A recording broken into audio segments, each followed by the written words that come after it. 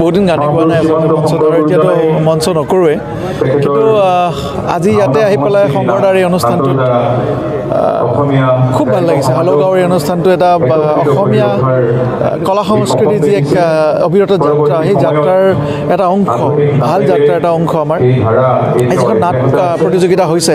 আমি দেখিছোঁ অসমৰ বিভিন্ন অঞ্চলৰ পৰা অংশগ্ৰহণকাৰীসকল আহিছে আৰু অসমীয়া নাটকৰ যিটো এটা বিশেষ বাতাবৰণ ইয়াত সৃষ্টি হৈছে, সেই সঁচাকৈ এইটো খুব এটা ধনাত্মক দিশ।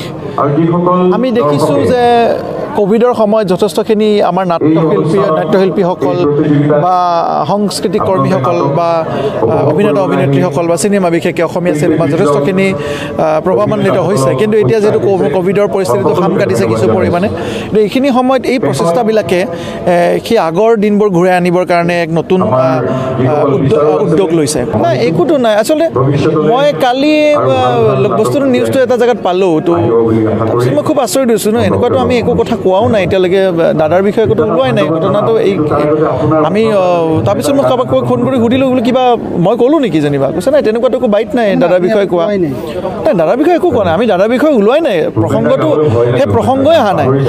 মই হয়তো এটা বস্তুত কোনোবাই এনেই মিছাও, হয়তো দাদা খুব ভাল মানুহ, দাদাক কোনোবাই লগাই দিছে চাগে সীমান্ত কিবা ক'লে বুলি, কিন্তু তেনেকুৱা একো ফুটেজ নাই।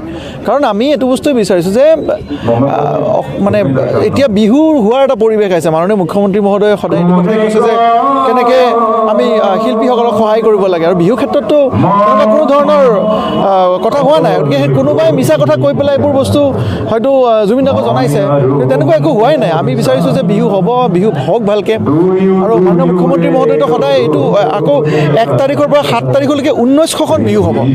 এই 1900 বিহুত এটা অনুদানো আগবঢ়াব চৰকাৰৰ তৰফৰ পৰা। গতিকে সেইটো আগে পিছে কেতিয়াও হোৱা নাছিল, এইটো প্ৰথমবাৰ হৈছে এইটো বস্তু। গতিকে বিহুক আমি উদ্যোগ মানে বিহুৰ যিটো মানে এটা উৎসাহটো সেইটো আৰু দুগুণে বঢ়াইছে মাননীয় মুখ্যমন্ত্ৰীয়ে। কি ক'লে জুবিন দাক কি ক'ব এতিয়া? নাই জুবিন দা ভুল বুজিছে কি? নাই জুবিন দাক হয়তো কোনোবাই কৈছে কিবা মই কোৱা বুলি, কিন্তু মই একো তেনেকুৱা মইতো বাইট দিয়া নাই বা তেনেকুৱা একো কোৱাও নাই, ওলোৱাই নাই এনেকুৱা। জুবিন দাক এইটো কথা, জুবিন দা এজন মহান শিল্পী। জুবিন দাৰ পৰা আমি অসমবাসীয়ে পাব লগা বহুত বস্তু আছে, আৰু মই এজন খুব জুনিয়ৰ। জুবিন দাই মোক সৰুৰ পৰা পাইছে আৰু জুবিন দাই খুব মৰমো কৰে মোক, আৰু মই জুবিন দাক বিৰাট সন্মান কৰোঁ, খুব ভাল পাওঁ। মই নহয়, অসমবাসী সকলোৱে ভাল পায়। গতিকে জুবিন দাৰ পৰা আমি এতিয়া আকৌ কোভিডৰ পিছত যি বিহু আৰম্ভ হৈছে, এতিয়া আমি আকৌ বিহু দেখিবলৈ পাম। জুবিন দাই বিহুত সকলোকে বলিয়া কৰিব নোচোৱা, আমি সেইটোৱে বিচাৰোঁ এতিয়া। গতিকে এই ভুল ধাৰণাবিলাক আঁতৰিব লাগে। আৰু শিল্পীসকলক যে মই কওঁ যে শিল্পীসকল ইমান দিনে ধৰক আজি কা আন্দোলন হৈ শিল্পীসকলকে ধৰি আনে, মই বিশেষকৈ কৈছোঁ যে তৃতীয় পক্ষই ধৰি আনে বুলি কৈছোঁ।